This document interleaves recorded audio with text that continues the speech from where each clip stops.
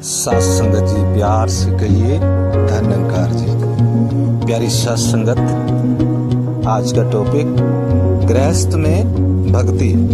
सात संगत, अगर आज संसार में बात की जाए तो गृहस्थ और भक्ति ये बात आए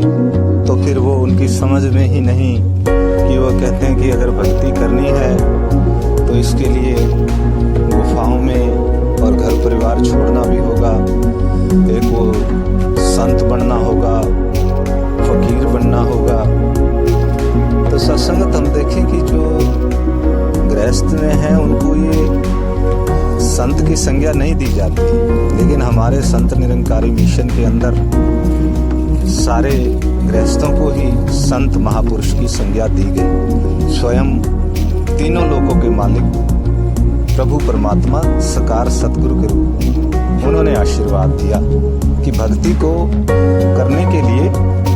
ये जरूरी नहीं कि घर छोड़ना है। सत्संगत, अगर प्रैक्टिकल रूप में भी हम देखें और ये संसार भी एक संदेश के रूप में इसे देखे तो प्रभु राम जी, सुदामा जी, भक्त कबीर, गुरु नानक देव जी, कितने कितने संत पीर महात्मा सभी गृहस्थी के अंदर रह करके उसने इस दिन संसार को इस सच का संदेश दिया, एक भक्ति का संदेश दिया और एक प्रैक्टिकल तरीका बताया कि अपने कोई भी कार्य करते हुए। महात्मा कबीरदास जी से एक व्यक्ति ने ये पूछा कि आप तो सारा दिन जुलाहे का काम करते हैं, हाथ से हाथ का काम करते हैं, तो आप भक्ति किस टाइम करते हैं? तो सत्संगत महात्माओं ने एग्जाम्पल दे करके भी बताया और सत्संगत चेतन किया कि हाथ कारवल, हाथ जो है काम करता रहता है लेकिन मन प्रभु से जुड़ा होता है। और सत्संगत गृहस्थ के अंदर रहते हुए भी महात्मा कर्ता भाव से मुक्त होता है, क्योंकि सत्संगत ब्रह्मज्ञानी संत इस रूप में भी कि तू करता है जगत का, केवल बोलते नहीं हैं, इस चीज को अपनाते हैं कि हे प्रभु परमात्मा आप करता हो, और वो सारे काम करते हुए भी अकर्ता हो जाते हैं। और सत्संगत इस जीवन में, इस जीवन को एक भक्ति का वो रूप बना देते हैं जो सारे संसार के लिए एक प्रेरणा बन जाता है। और सत्संगत आनंद उनके जीवन में, और फिर जो और संसार के व्यक्ति भी देखते हैं जब, तो वो कहते हैं कि कैसे इनके घर में प्रेम है, कभी झगड़े की आवाज नहीं,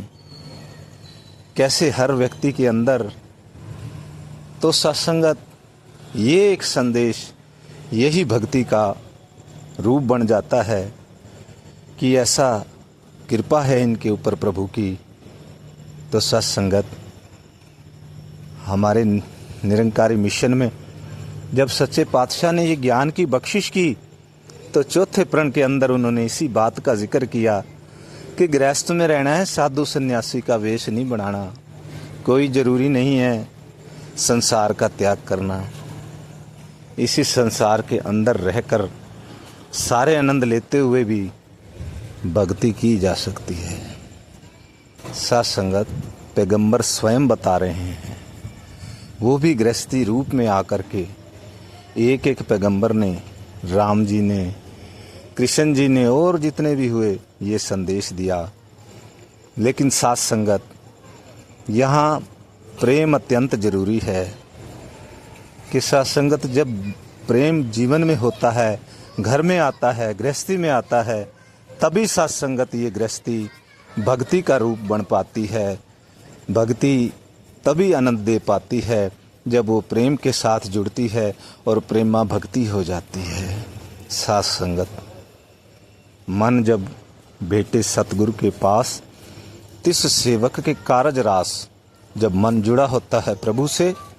उसके सारे कारज रास होते हैं, उसका हर बोल हर कर्म भक्ति होता है, क्योंकि सत्संगत वो अकर्ता भाव से और समर्पण भाव से दो चीज़ों को सत्संगत वो ध्यान में लेकर के चलता है, और सत्संगत उसको वो सुख प्राप्त होता है। गृहस्थ के अंदर ही वो भक्ति का आनंद प्राप्त होता है, जिसे प्राप्त करने के लिए अनेकों लोग जंगल में चले गए, घर छोड़ दिया, लेकिन वहाँ जाकर के भी उन्होंने देखा कि वहाँ भी वही कमियां हैं, वहाँ भी वही ज़रूरतें हैं, और वहाँ रहकर भी ज़रूरी नहीं कि भक्ति हो सके। भक्ति करनी है तो सत्संगत, उसके लिए इस घर को छोड़ना, गृहस्थ को छोड़ना ज़रूरी नहीं। तो आओ सत्संगत, समर्पित भाव से, अर्पित भाव से, प्रभु के चरणों में अर्पित समर्पित होते हुए घर परिवार में, गृहस्थी में प्रेम को धारण करते हुए, ग्रहण करते हुए इस संसार को ये संदेश दे पाएं कि भक्ति गृहस्थ में रह कर के भी की जा सकती है।